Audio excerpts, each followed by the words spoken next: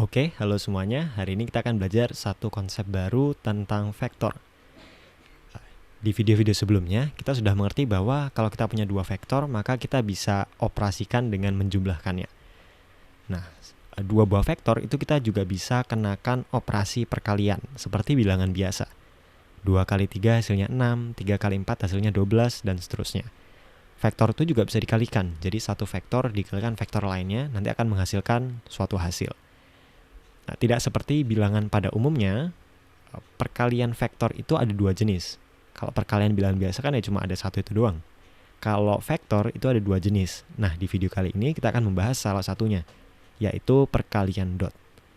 Misal, kita punya satu vektor, kita dotkan dengan vektor lain, maka hasilnya itu nanti akan menjadi suatu skalar. Skalar itu bilangan biasa yang tidak punya arah. Kenapa kok bisa seperti itu? Itu udah definisinya, jadi mungkin bisa ditelan dulu aja ya untuk sementara ini.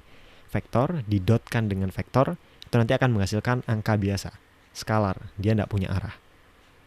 Bagaimana cara menghitungnya? Ada dua pendekatan. Yang pertama itu pendekatan geometris. Misal, kita punya vektor A arahnya ke kanan dan vektor B yang membentuk sudut theta terhadap vektor A gitu ya. Vektor A kan sejajar ke sana, vektor B ke sana, maka sudut antara vektor A dan B ini theta. Kita definisikan sudut antara vektor A dan B itu theta.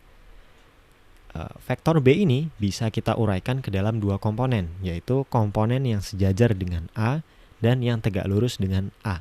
Kita sebut di sini BX dan BY. Ya.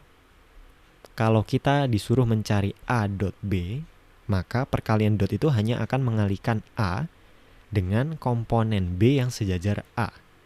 Jadi A dikalikan dengan komponen B yang sejajar dengan A.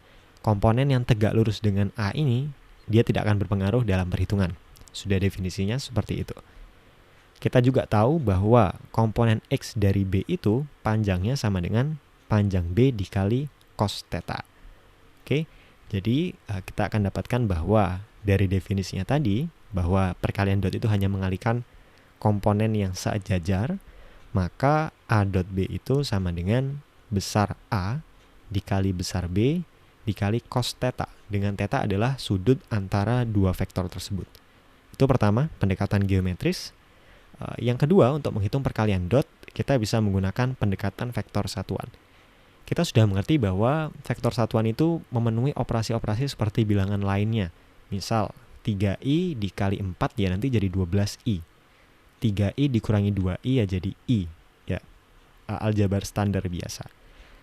Begitu juga dengan perkalian dot menggunakan vektor satuan ini, sama persis kita kali seperti biasa, hanya saja ada aturan tambahan. Kalau i nanti didotkan dengan i, jadi perkalian i dengan i nanti akan menghasilkan 1. Perkalian j dengan j, jadi j dot j itu hasilnya 1.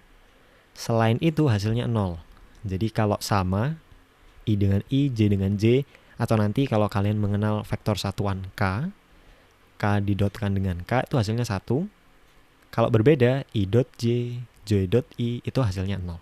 Oke. Misal, kita punya vektor p yang besarnya ai ditambah bj dengan vektor q yang bisa kita nyatakan juga sebagai ci ditambah dj. Dengan a, b, c, d ini angka ya, angka bilangan real, bebas mau diisi berapa aja. Kalau kita mau mengalihkan p dengan q, dengan perkalian dot ya, p dot q, maka akan terbentuk seperti ini ya. Kita bisa tulis seperti itu. Ini vektor P di dot dengan vektor Q. Cara mengalihkannya sama persis seperti aljabar pada umumnya. Kita gunakan sifat distributif ya. A dikali C, A dikali D, dan seterusnya. Maka akan kita dapatkan seperti ini.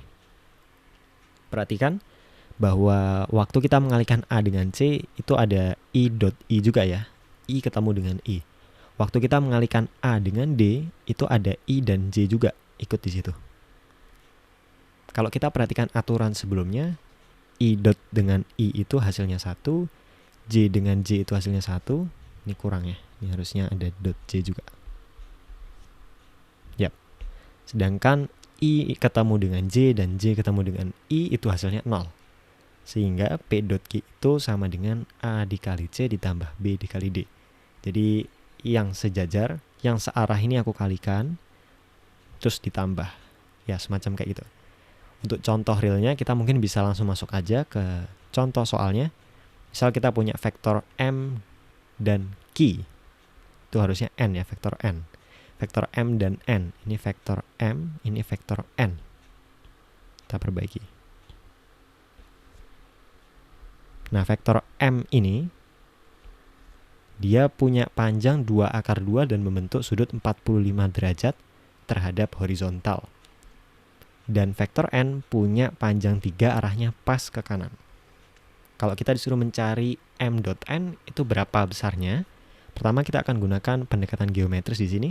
Tadi ingat ya, M.N itu bisa dicari dengan besar M dikali besar N dikali cos theta. Dengan theta adalah sudut antara kedua vektor tersebut.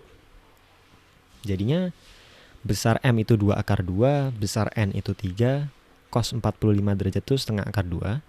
Maka menurut pendekatan geometri itu, cara pertama untuk mengalihkan dot 2 buah vektor, kita dapatkan M.N itu 6. Oke, sekarang kita coba cara lain melalui pendekatan vektor satuan. Kita bisa nyatakan M itu sebagai komponen X dan Y-nya.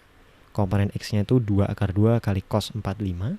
Komponen Y-nya itu 2 akar 2 dikali sin 45. Sehingga kita akan bisa nyatakan M itu sebagai 2I ditambah 2J.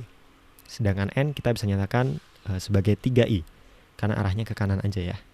Oke, kalau kita mengalihkan M dengan N, M.N, maka nanti hasilnya akan seperti ini. Ini M didot dengan N. Gunakan sifat distributif seperti biasa, 2I dikali 3I, ini. Lalu ditambah 2J dikalikan dengan 3I. Akan ketemu suku yang ini.